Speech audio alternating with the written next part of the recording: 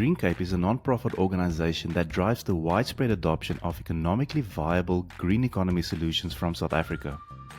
They are working on a multi-stakeholder project with the financial support of the Green Climate Fund, implemented and managed by UNIDO.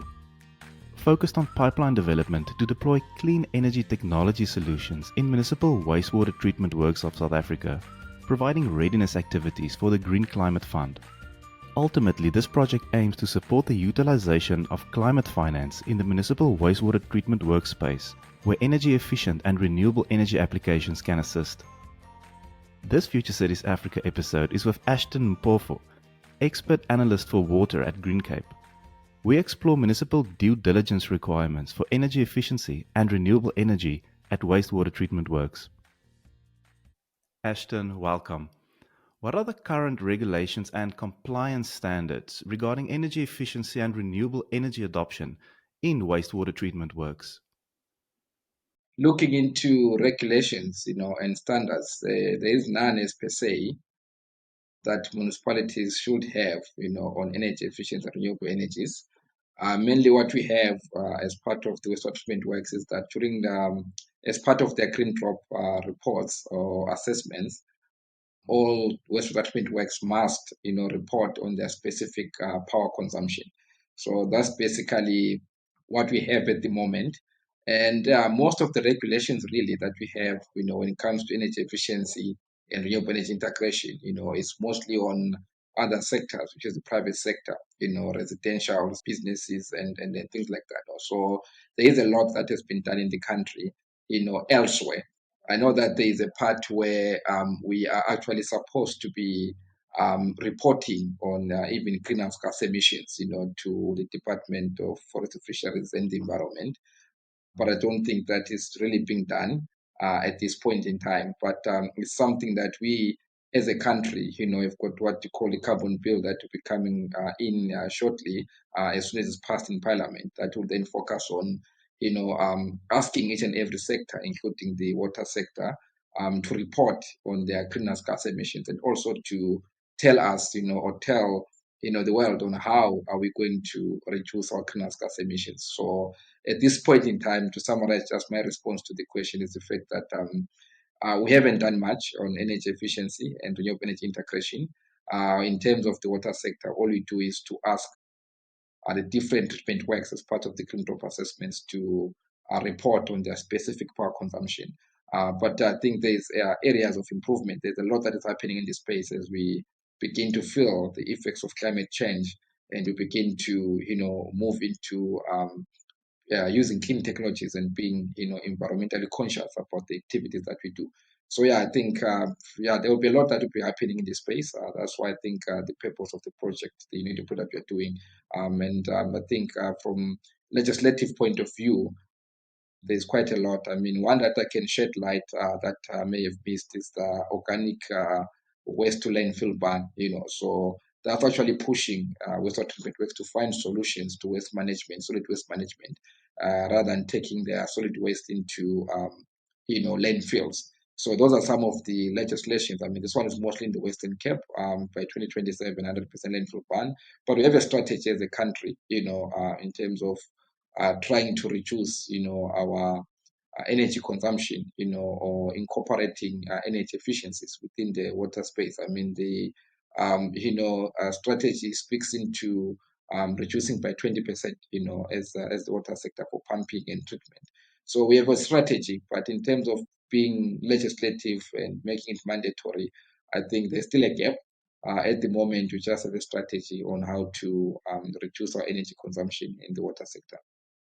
Can you provide some examples of successful municipal projects that have implemented renewable energy sources in their wastewater treatment works?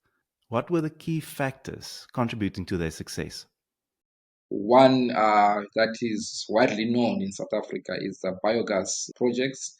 We're talking about anaerobic digesters, anaerobic digestion as a technology. This has been widely adopted across the country. It's been decades ever since we built infrastructure for biogas production. I can name the likes of Cape Flats in Cape Town, the Davilo Treatment Works in KZN and Umgeni Water or Umgeni Tugela now. We've got Northern Works as well, within Johannesburg Water. We've got quite a number, even in Mpumalanga as well, municipalities that do have anaerobic digesters. Umchindi, they have anaerobic digesters that are standing.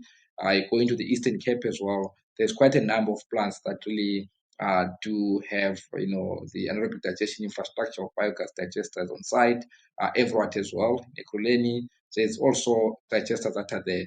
The only challenge that we have had in the past is the fact that some of them are currently lying idle. They've not been used, for various reasons they failed. But initially, as a country, we really adopted biogas as solid waste management or wastewater sludge management, process or technology. Coming to other technologies as well, I know here in the city of Cape Town as well, Kraaifontein, I think they do have floating solar PVs. You go to Drakenstein, we have heard about the mini hydro projects, to produce electricity, where you pump into a highly elevated area. Then when you distribute into the system, you just install a mini turbine in a pipe, and then you're able to produce electricity. We have been slow when it comes to wind energy. I think has been a challenge. And currently, there's also new installations. Within I think the Eastern Cape, through the Water Research Commission, I think there's a mini hydro as well that was installed for a village on that end. And currently, I think as well, we saw the Department of Water and Sanitation releasing, a tender for hydro power plants within some of their infrastructure across the country. So I think there is a movement as well on that end. There are some technology that we have not touched at all, like wind power. It's not new to South Africa. We have got lots of wind farms. Back in the olden days, we used to have wind vanes for pumping groundwater, to the surface. But when it comes to the treatment works at the moment, we have not really embraced or adopted, wind power. But in terms of biogas, well-established technology. We still have got an opportunity to, revive them and get them running again. Talk about solar PVs. There's a space to adopt them. They've been well adopted, in other sectors, but in the water space, I think we're beginning to see installations, even on parking bays and things like that. But one amazing one, as I've mentioned, is this floating solar one that is within the Kraaifontein Treatment Works. Yeah, I think these are few that we have had, but as I conclude my remarks, I keep on saying that there's still room, for improvement and more adoption of these technologies. What are the key challenges that municipalities typically face when looking to enhance their energy efficiency and incorporate renewable energy solutions within the wastewater treatment works?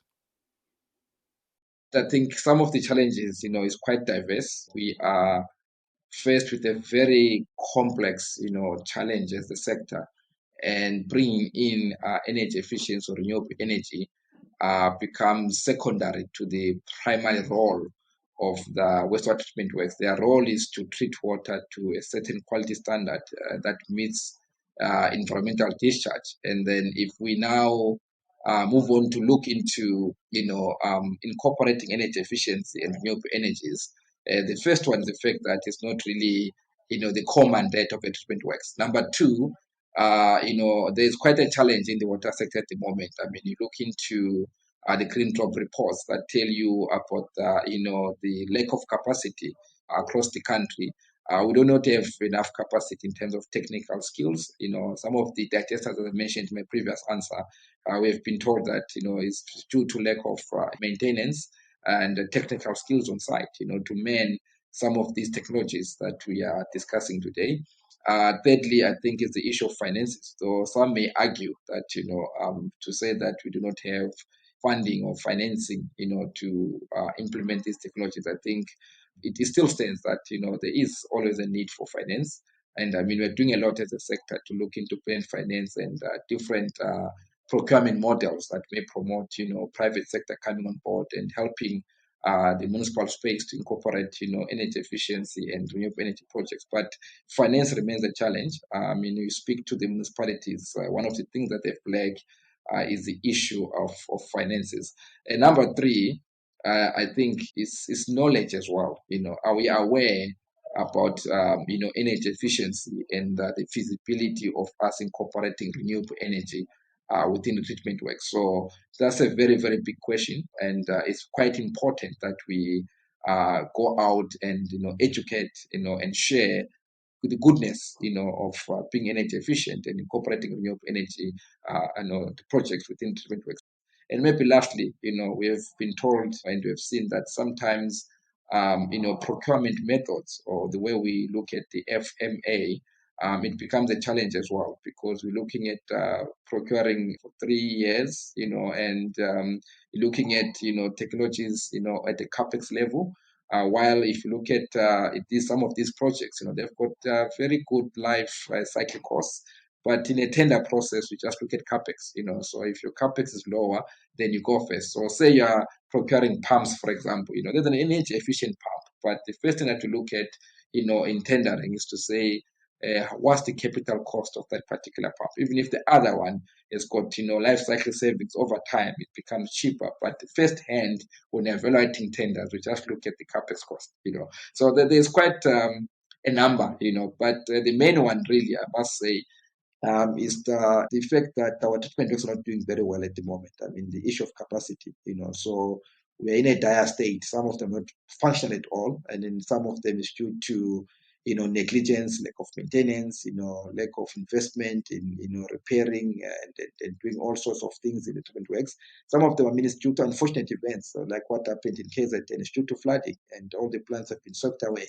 So really, you come back now. The main thing that you'll be looking at, I mean, even look at the CleanCape report, is to restore the plant to treat water before you start thinking about big projects like biogas and things like that. But I've always been vocal to say that there's always an opportunity to build back better. Even if you are restoring a dysfunctional plant, there's an opportunity to start incorporating energy efficiency. We're putting new pumps. Please procure energy efficient pumps. You're looking at buying, blowers and aerators. Please make sure that you procure, energy efficient ones. But that needs awareness, because when you go out to procure, you need to be aware that there is energy efficient technologies out there. So awareness still plays a role. I mean, it's the primary thing that we talk about, that citizens or the practitioners within the water sector must be aware, about these technologies and possibilities. You've mentioned finance as a big challenge. Are there any financing or grant opportunities available to municipalities to assist them in this process?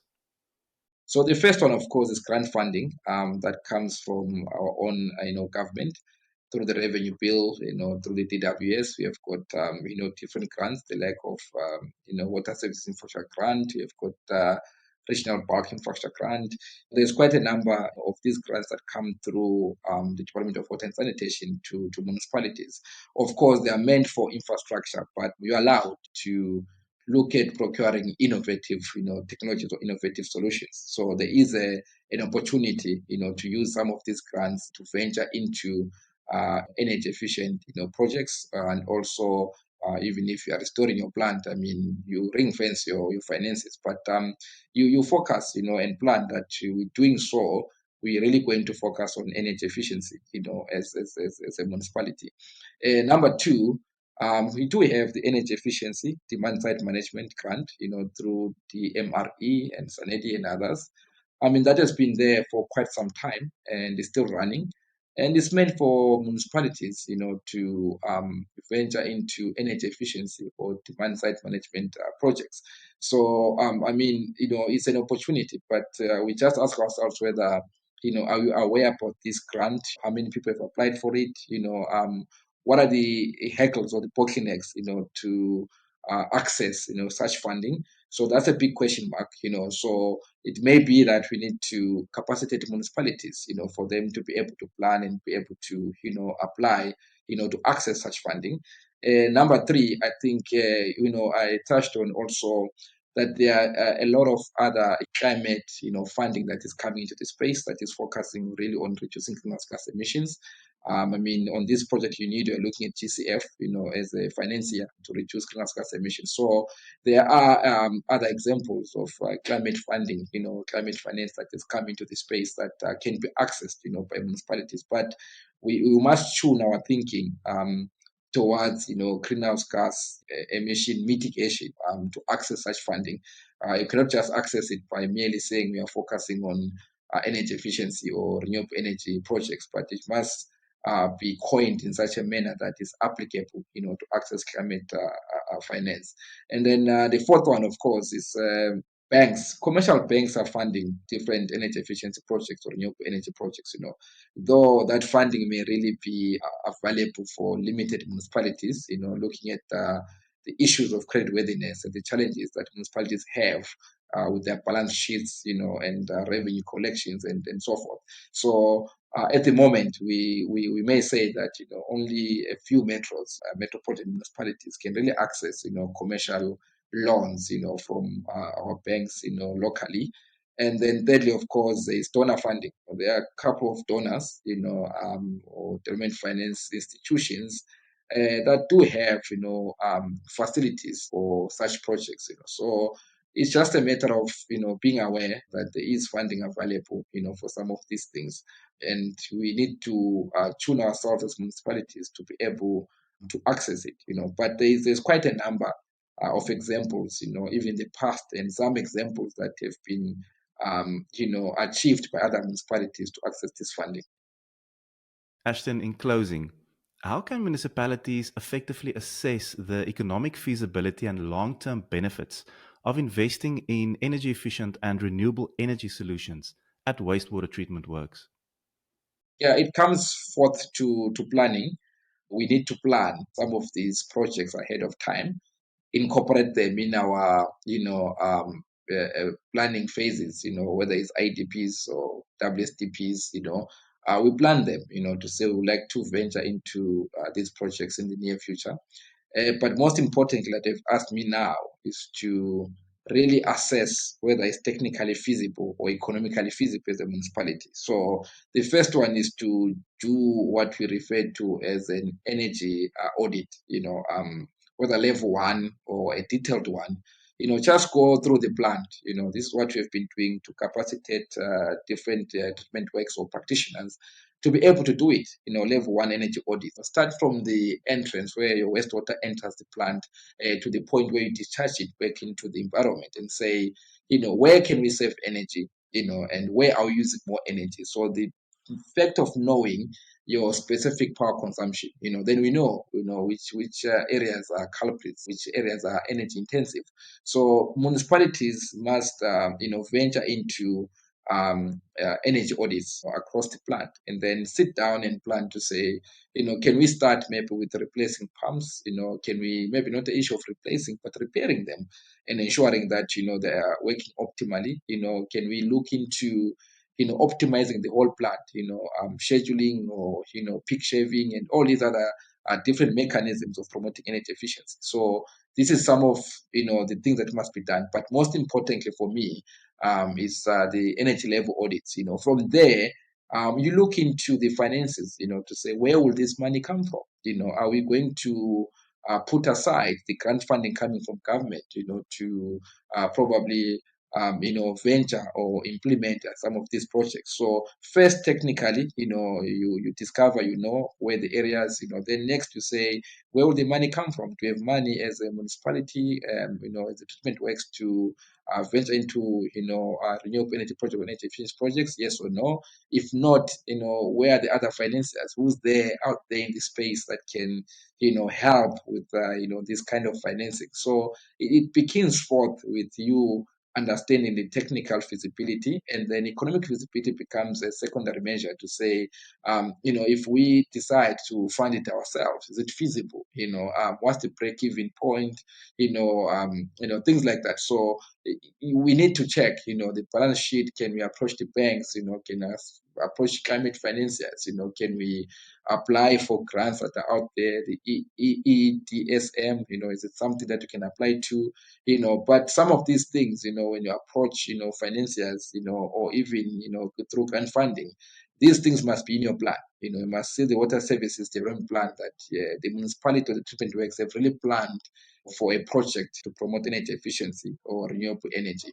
So yeah, there's a lot that can be said in the space, but for me, I would like to say we need to do techno-economic feasibility studies. Even using consultants, you can call consultants to come through, pay them to do the work. But looking at the limited funding that we have, we would like municipalities to do this by themselves. So we need enhanced training, to come through and educate or train or build capacity in the treatment works to say, do this by yourself.